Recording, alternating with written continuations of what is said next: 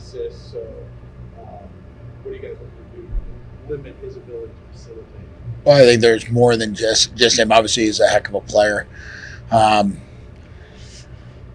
People always think when you get to playoffs, you got to revamp everything. We're in a position where we played a lot of good hockey this year. I'm really happy with the way we're playing. Obviously, they have some dangerous players on their team and a very dynamic team. We've only played them twice, way back in November there, so a lot has changed. I think from both teams' dynamics. They beat us the first night 3-0.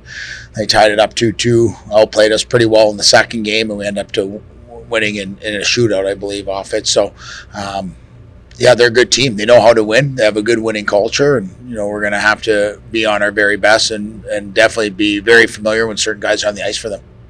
Because of the unbalanced schedule you mentioned, both usually played Michigan Tech once earlier in the year. Is that like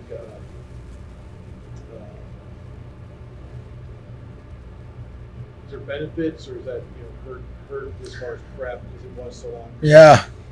We wouldn't. I didn't even look back at that game.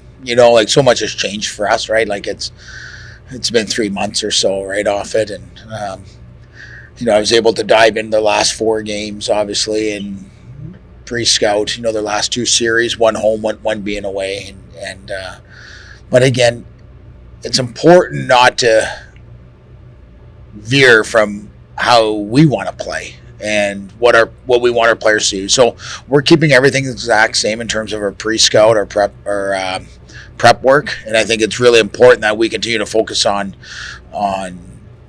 Bowling Green's way that we want to hopefully dictate the play and the physicality and the speed of the game. But we also know that this team's really good. They're probably in a position that if you would have told me at the beginning of the year, I didn't think they would be there. And for whatever reason, the CCHA has. It's funny how the second half of the season went. Like teams jumped drastically in certain spots. It felt like we went through a stretch of games there from Christmas on where we didn't lose too much, and we barely gained any ground, on anybody. So it's a very tight, evenly matched league, and it's even a more evenly tight series, I think, between us and Michigan Tech. It should be really good, fast-paced, hard-hitting, some emotion to the game, which is always nice this time of year. And again, everyone's playing to try to play the next weekend, so there's a ton on the line for our group. Well, there's so much that's shifted in the last few weeks. 2, 3, 4, 5. Michigan Tech's all over the place. They're in that 3, 4. Yeah. Beneficial, isn't it? Because it was so close and tight to have them. Oh. This weekend.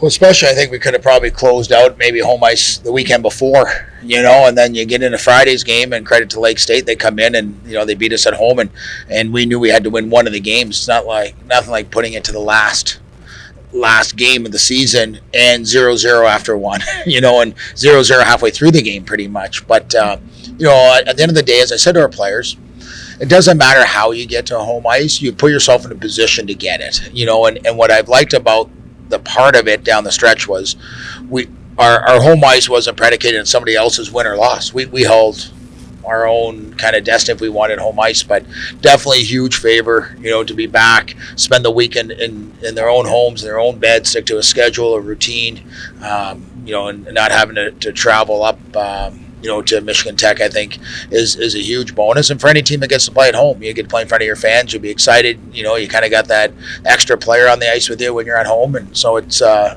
think it's going to be a really fun weekend of hockey. Sniper, give us the league, 3 points.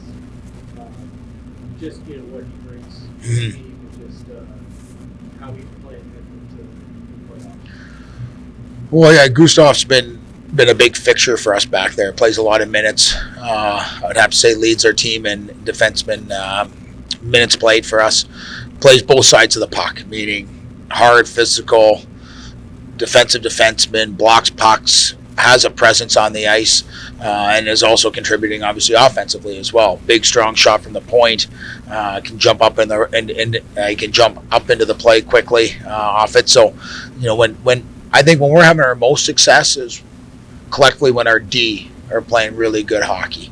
And I know that's probably a lot of coaches would say the same, but when the likes of Gustav and the rest of our D-men are playing sound, solid, inside the dots, moving pucks, defending in the hard areas, it's normally giving us a good chance to be in games each night. So we're going to really depend on that D-core to continue to lead us back there on kind of setting the bar on how we want to play. And again, they're going to be tested because this is a really fast team we're playing that has a lot of offensive talent and skill. So we're going to have to make sure our puck management's good, our support's good, our gap control's good, that we're not, chasing guys outside the dots and we're defending from the inside out. So it's going to be a big test, and obviously Gustav's going to be a big part of that for us.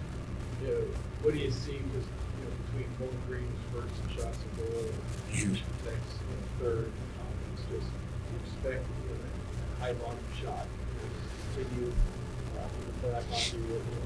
Yeah, everything kind of gets tighten up a little bit too, right, off it. But we're a team that I believe in pucks to the net, bodies to the net, rebounds, loose puck recoveries. So we're not going to change, the way we've played all year. I doubt they are either. So it's going to be really important for us, as well as doing a good job defensively of tying up guys, knowing who your man is, not get focused on the puck. And because again, if you have two guys and get any type of duplication out there, they're a skilled enough team. They're going to find the extra guy open and bury it on you. So communication is going to be key for our group, and making sure we identify early and often and start our engagement early, especially in our zone, because they're a team that when they get rolling, if you don't keep them in a quadrant and they start to roll, their D are very active and they can create a lot of confusion. So easiest thing for me is let's play hard, 5 guys in a quadrant. Let's kill any movement they have. When they do get movement, then we better be on our toes, talking, communicating, and making sure that we're on the right side of the puck. And what are your thoughts right now on how face-off is? Always, those are 50-50 pucks, right? And to me, a lot of people always talk centerman's numbers, but it's collectively as a group, right? Wingers, D, everyone has to engage on it. So really, at the end of the day, that's your first real battle, and if you're not on your toes, ready to go, or know your routes, and they possess the puck, well, now you're chasing the game. So game of hockey is all about puck possession. First 50-50, to me, that tells me whether or not you're ready to play or not. So always big for us. It's something we've preached this year. Our guys have done a good job on it, but again, it's a whole nother level of intensity come playoffs. Yeah, it's been almost a year since you were hired first Mason Cup playoff. Mm-hmm. Back, just any overall thoughts, just feelings, just get to this point in the season? Well, I'm happy we're in the playoffs. I'm happy we're at home. It's been a quick season, which I didn't think it would be, with not a ton of the games, and I thought it would be a slower kind of year. Normally seasons go fast because you're playing 68, 70, 80 games, and it's just like one after another, but the season's gone really fast to me. I can't believe that we just had senior weekend or senior night on Saturday, and here we are in the playoffs, and how quick playoffs work is you got to win to keep going. It's not a best of 7. It's not, stretched out over 10, 12, 14 days, what I'm used to. So we have to be on our toes. We have to be ready.